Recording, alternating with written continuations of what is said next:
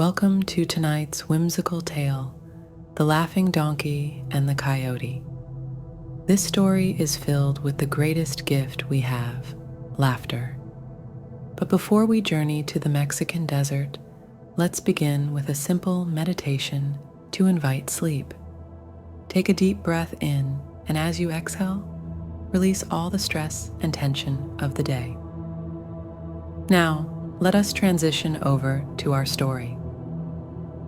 In the heart of the Mexican desert, where the sun beats down relentlessly and the sand stretches out as far as the eye can see, there lived a burro unlike any other.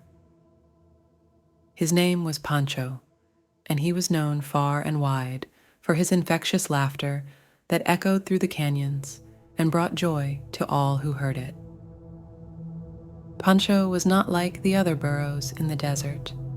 While they toiled under the hot sun, carrying heavy loads and whinnying sadly as they went about their work, Pancho spent his days in the sand, chasing butterflies and rolling in the dust with sheer delight. One day, as Pancho was enjoying the shade of a cactus and laughing cheerfully to himself, he heard a rustling in the bushes nearby. Out stepped a coyote, his eyes gleaming with mischief as he eyed the burro hungrily. "Ah, sir, Pancho," the coyote said with a sly grin. "What a pleasure it is to finally meet you. I've heard so much about your laughter, and I must say, I've never encountered anything quite like it." Pancho eyed the coyote cautiously, but his jolly nature got the better of him, and he couldn't help but chuckle at the coyote's words. "Why, thank you, Mr. Coyote," Pancho replied with a twinkle in his eye. "It's always nice to meet a fellow admirer of laughter. But what brings you to my humble abode?"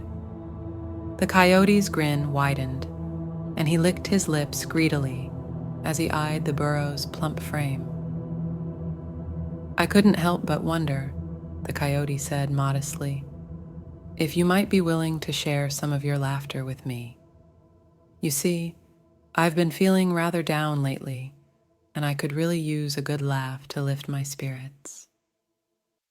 Pancho regarded the coyote with a mixture of curiosity and suspicion. He had heard tales of the coyote's trickery and deceit, and he knew better than to trust him completely. But his compassionate nature got the better of him, and he couldn't bear to see anyone in distress, even a sneaky coyote. "Well, Mr. Coyote," Pancho said with a smile, "I would be happy to share my laughter with you. After all, laughter is meant to be shared, isn't it?" With that, Pancho began to laugh, his hearty sounds echoing across the desert as he rolled on the ground with fun. The coyote watched in amazement, his eyes wide with wonder as he listened to the sound of Pancho's laughter. But as Pancho laughed, something miraculous happened. The desert seemed to come alive with color and light, as if the very air itself was infused with joy. Flowers bloomed where none had bloomed before, and the birds sang sweeter songs as they danced in the sky. And as Pancho's laughter reached its crescendo, the coyote felt something stir deep within him.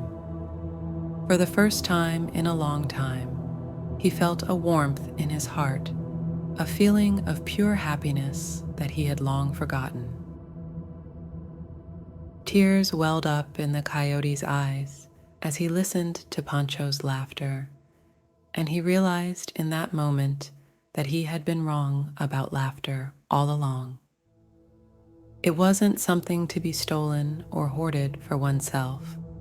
It was something to be shared with others, to spread joy and happiness wherever it went. With a grateful smile, the coyote bowed his head to Pancho and thanked him for the gift of his laughter. And from that day forward, the coyote and the burro became the best of friends, spreading laughter and joy wherever they went.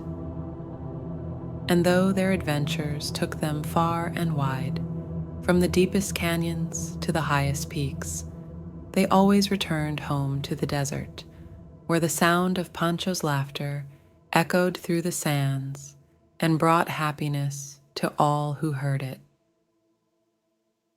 For in the end, laughter truly was the greatest gift of all, and it was a gift that Pancho and the Coyote shared with the world for all eternity.